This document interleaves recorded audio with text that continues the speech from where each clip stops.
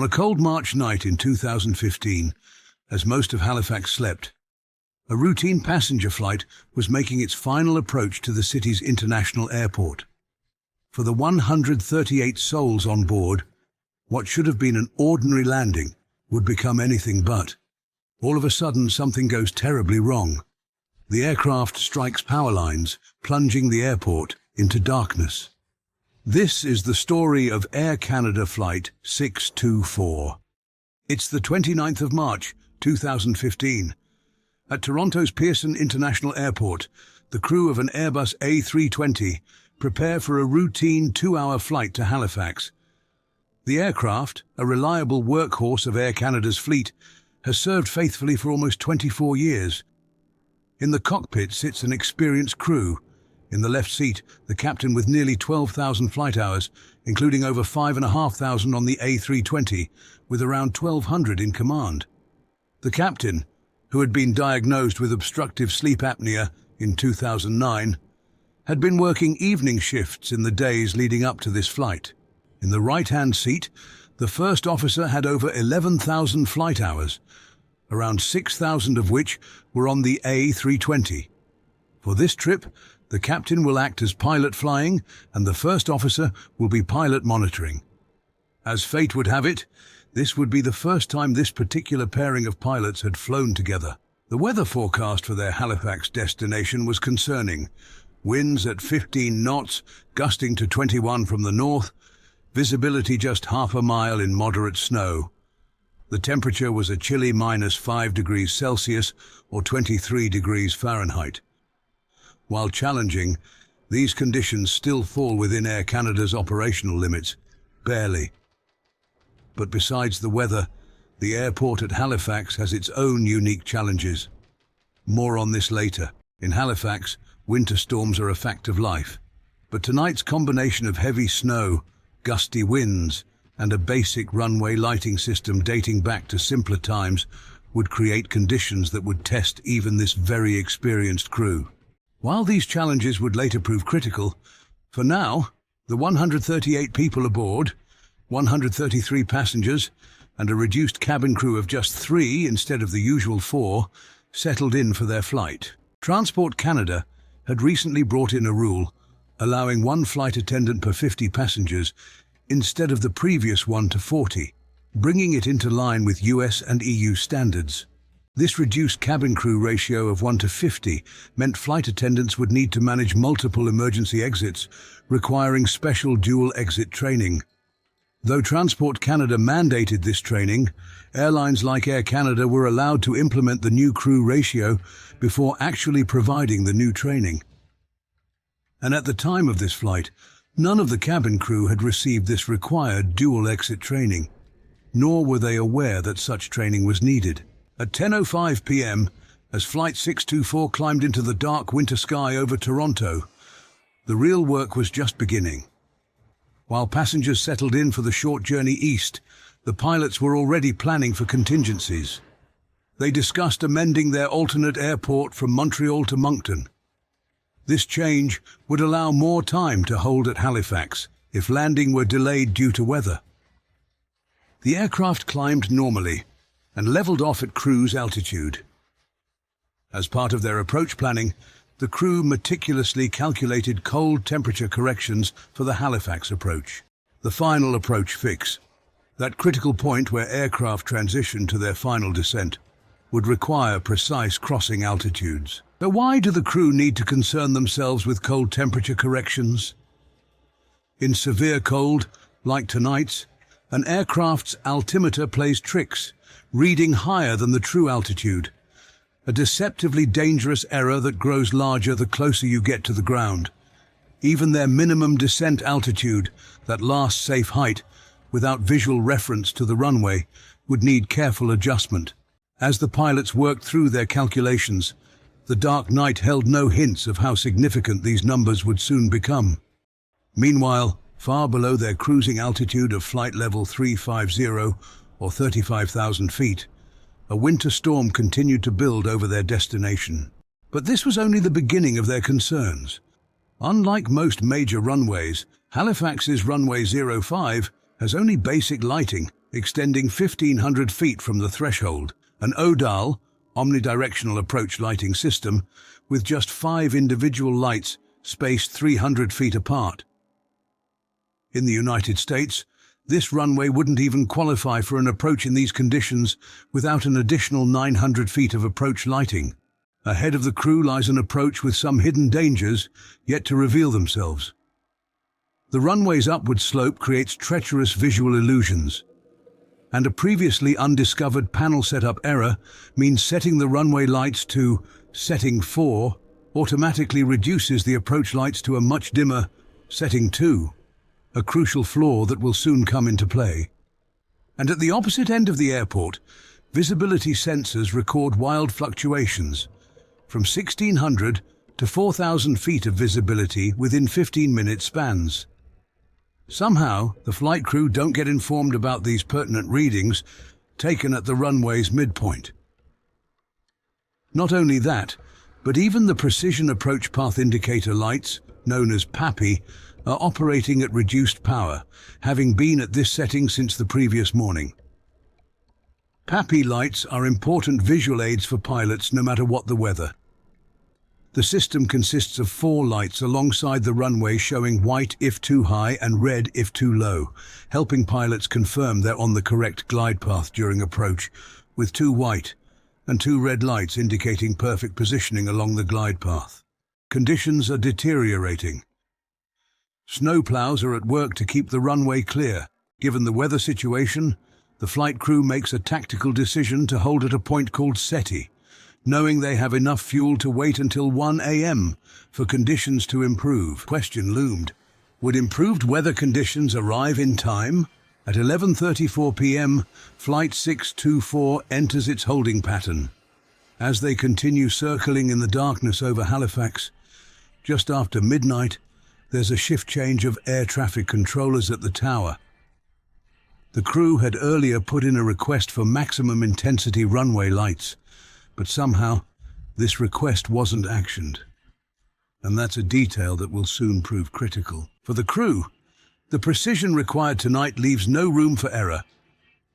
They methodically calculate their approach, a 3.5-degree descent angle, adjusted up from the published 3.08 degrees to account for altimeter-deceiving temperatures. Their final approach fix, 2,200 feet, factoring in a 200-foot cold weather adjustment. The minimum descent altitude, 813 feet, carefully built from the published 740 feet, plus essential safety buffers. Remember, the pilots are making all these precise calculations because cold air can make their altimeters read higher than their actual height, which could be potentially dangerous. At 12:09 a.m., the tower reports visibility of 1/8 of a mile, then quickly updates that to 1/4 mile. By 12:13, they're reporting an improved half-a-mile visibility in falling and drifting snow. And based on this apparent improvement, the flight crew determines they can proceed with the approach.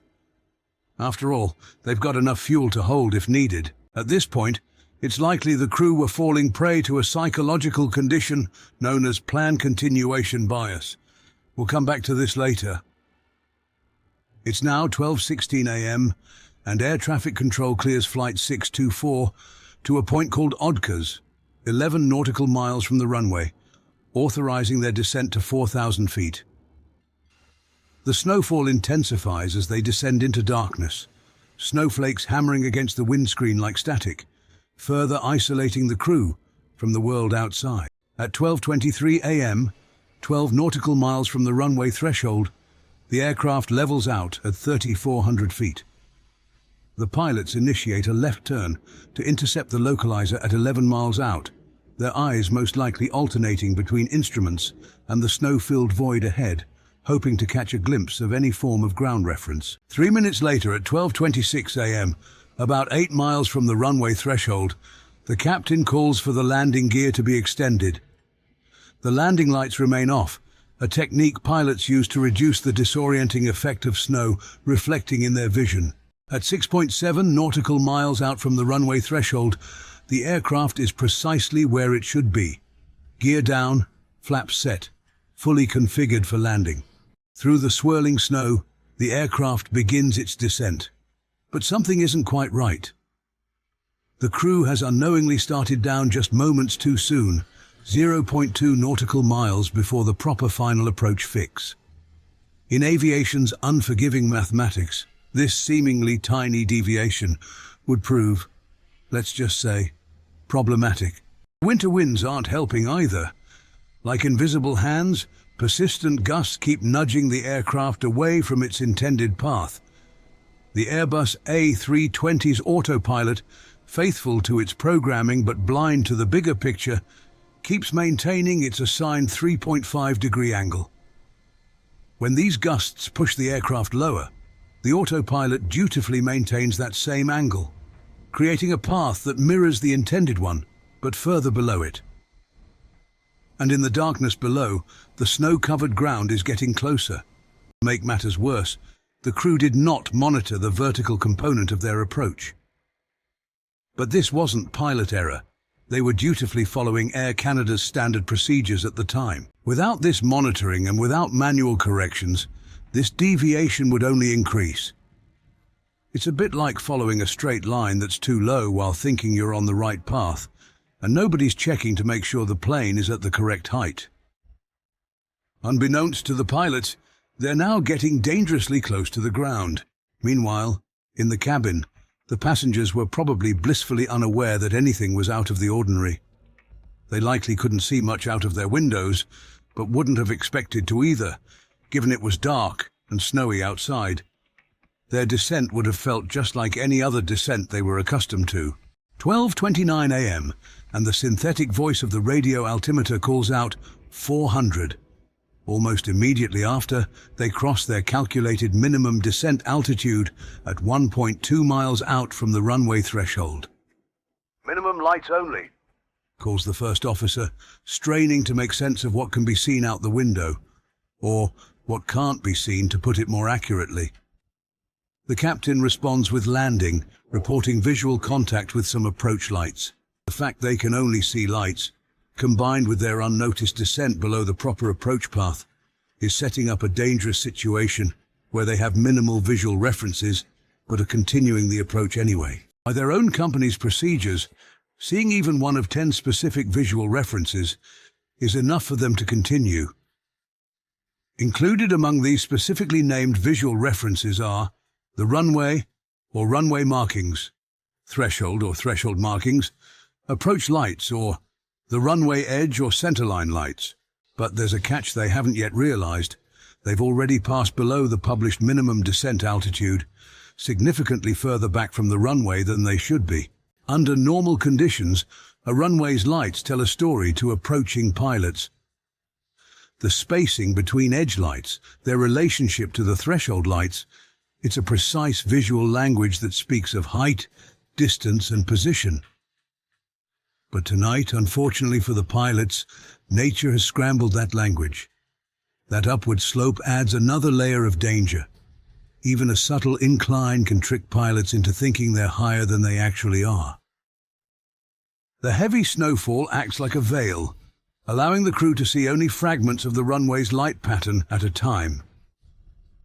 In this swirling white void, each snowflake, caught in what little light there is, helps to dissolve the pilot's depth perception. Movement becomes impossible to judge. The human brain, struggling to interpret this broken visual dialogue, can no longer trust what it sees. Yet through all this, the autopilot remains engaged, well beyond the point where pilots would normally take manual control. It's a decision that speaks to a profound trust in automation, but one that will prove costly in these final moments. Back in the cabin, the passengers and cabin crew likely believed they were just moments away from a regular landing. Little do they know what's about to happen. At 12:29 a.m.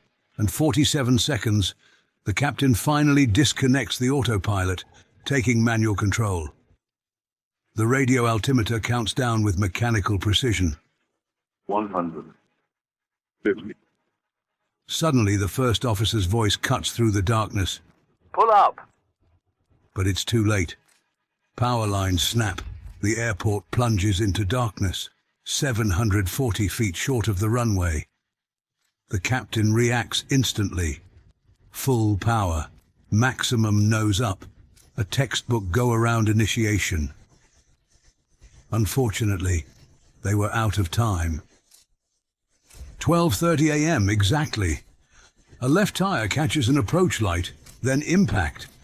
The landing gear slams into the snow-covered embankment violently. The aircraft hits the localizer antenna array, becomes airborne again, strikes the ground again, and again. Darkness fills the cabin as all power cuts out. In the cockpit, both pilots' harnesses fail. The captain's head strikes the glare shield. The first officer's eye is seriously injured. The fuselage crumples, nose gear collapses, landing gear tears free, becoming deadly projectiles. They rip through the horizontal stabilizers. A cargo beam punches through the cabin floor. A coffee maker from the galley breaks loose, striking a flight attendant. And in the darkness of the powerless cabin, the PA system falls silent. The evacuation must begin, without announcements, without lights, without power. Passengers initiate their own evacuation through 4 overwing exits.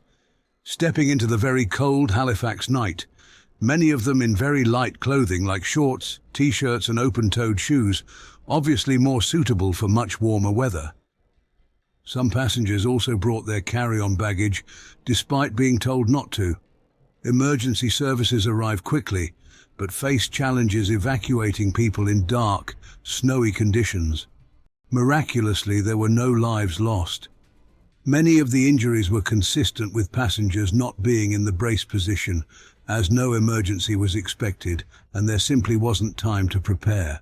There was one serious injury, 24 minor injuries, and amazingly, 113 uninjured, numbers that clearly mask how incredibly close they came to total catastrophe. Following a detailed investigation, the probable cause was the flight crew's continuation of an unstable approach in deteriorating weather conditions. Multiple critical factors emerged that contributed to this outcome. At the heart of the accident was a systemic issue.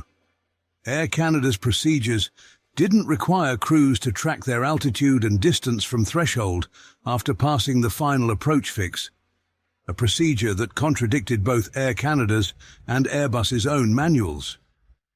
This significant oversight went unnoticed by Transport Canada, the regulatory body responsible for reviewing and approving Air Canada's aircraft operating manual and standard operating procedures. The pilots, while following their company's procedures, never detected they had drifted below the planned descent profile. The flight path angle guidance mode wasn't providing true vertical guidance. It was simply maintaining an angle in 3D space, exactly what it was designed to do.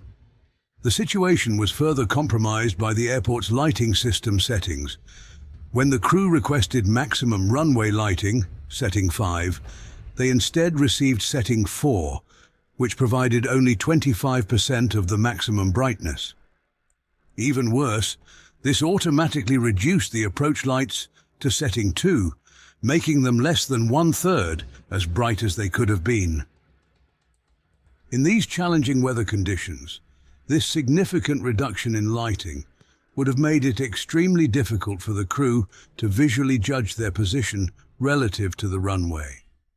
Plan continuation bias, that deep-seated human tendency to stick with the original plan even when conditions change, emerged as a significant contributing factor. This psychological factor delayed the crew's recognition that something was wrong, and by the time they initiated a go-around, it was already too late.